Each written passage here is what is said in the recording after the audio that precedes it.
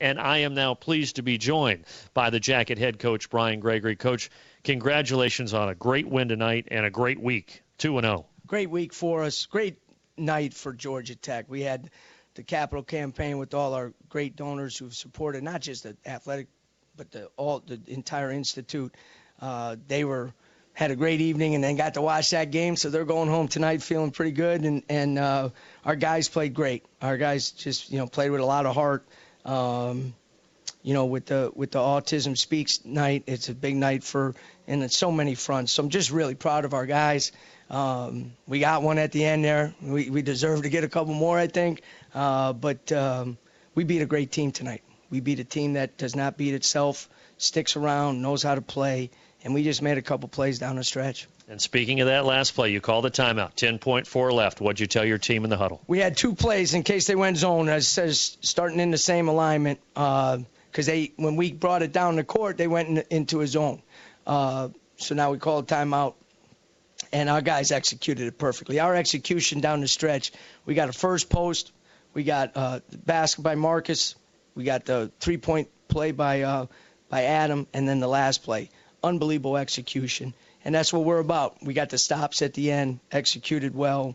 You and I have talked about it. It comes down to making plays. It really does, and we made the big plays down the stretch. And Georges Hunt, with a great play. He had two defenders there on the spin move, but you talk about people deserving to win games like that. Marcus Georges Hunt at the top of the list. No doubt, and he's made a lot of game winners for us, and he's one of those tough kids. He's missed some too. Never backed down when we called his number on that play. Not one bit. He was going to get a good shot off. He did. Strong, good finish. Took some contact on it, finished it. I think we would have got the offensive rebound if it went out. We had four hands above the rim on that as well. But, the defensive stops. And really, one of the things I'm most proud of, that loose ball at the end, we get on the floor and we get a jump ball, and now it's our ball, And those are plays that quality teams make, and we're pretty good, and we're playing pretty well right now. And a great week because we played well for 80 minutes this week. Yeah, you did. You started that first half great, got up by 9. Started the second half, just went cold a little bit. We're 6 of 25 at one point. So take us through the phases of the game and what the difference was. I thought we were rushing a little bit on offense. We had some good looks, a couple good shots around the basket, a couple offensive rebounds we got in our hands, and we just lose it. You and I have talked about it. One of the challenges when you're rebuilding is you want it so bad. But I always talk about the due season. At the right time, it's going to break through. And you can't force that time. And no matter how bad you want it, you got to be patient and just stick to the game plan and play with poise. I thought we lost a little bit of that during about a 6 or 7 minute stretch. But then during the timeout, we talked about it. This is what we fought for, to be in this position.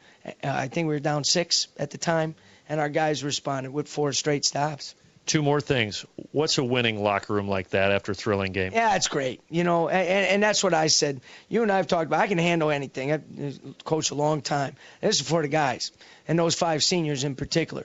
They've busted their butt. They've done a great job.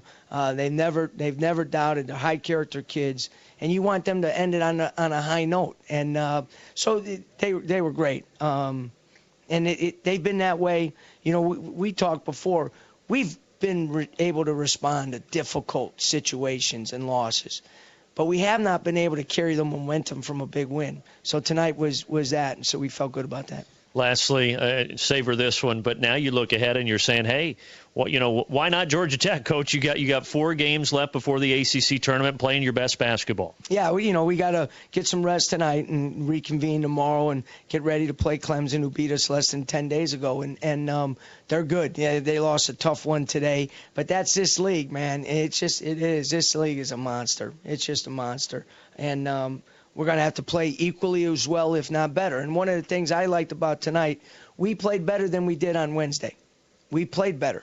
And we keep improving and we keep getting better, and we're going to have to do the same thing Tuesday night. Back here in the locker room, Brandon Gaudin with the hero tonight. Marcus Georges Hunt hits the game-winning shot with 1 second left to lift Georgia Tech 63-62 over number 19 Notre Dame. All right, Marcus, I asked Coach to tell us what he told you guys in the huddle with 10.4 seconds left.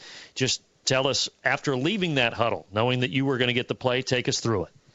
Well, first he told us to, sprint to our positions and make sure everybody sprint, to get into the play. And Chuck did a great job first it started off with Q sprinting off of the 3 screens, and Chuck did an excellent job screening my man to get me open. And from there, he just told me to make a play, and went to one of our go-to plays, in the game plays, and Vestoria cut me off. And I knew spinning back, I thought somebody was going to be there, but they were too late, and I got enough space to get my eye on the rim. So when you caught the ball, if you were wide open, I'm sure you would have shot it, but was the design for you to drive the basketball or hope to get that open look first? First to, drive the basketball, but if you play it off, shoot it. But he gave me enough space to get a head of steam going, and I spent off of him because he cut me off, and I, used my body control to spin off of him and get my eye on the rim and put it up. What was that like when you saw it go through the hoop? It just felt great. Just started, yelling, actually, because it wasn't that much time, and they threw the ball in, and I seen the time expire, and then from there, I was at the bottom of the pile. From there. Yeah, you got tackled pretty hard. You got blood all over you, by the way. You're all right, aren't you? I'm fine, man. I'm fine. I'm just glad, I'm happy for my teammates that we got this one and the coaching staff.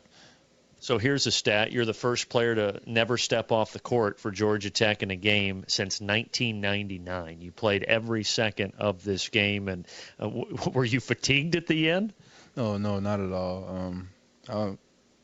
Coach Bewley, our strength and conditioning coach, he got me right. He got all of us right, and it prepared me to, be able to go as long as I did. I played 38 the other night against Florida State, so it was, kind of the same thing. Last thing, then I'll let you go. How big was this week for this team now with 4 games left in the regular season to beat both Florida State and Notre Dame? How big was that? It was great. Started off on the road. I feel like, winning on the road is a lot bigger than winning at home because it means a lot. But, coming back and winning in front of our fans and our support system, I think is even better, especially in front of alumni tonight. I think it was alumni night, and we kept fighting and we put on a great show for them.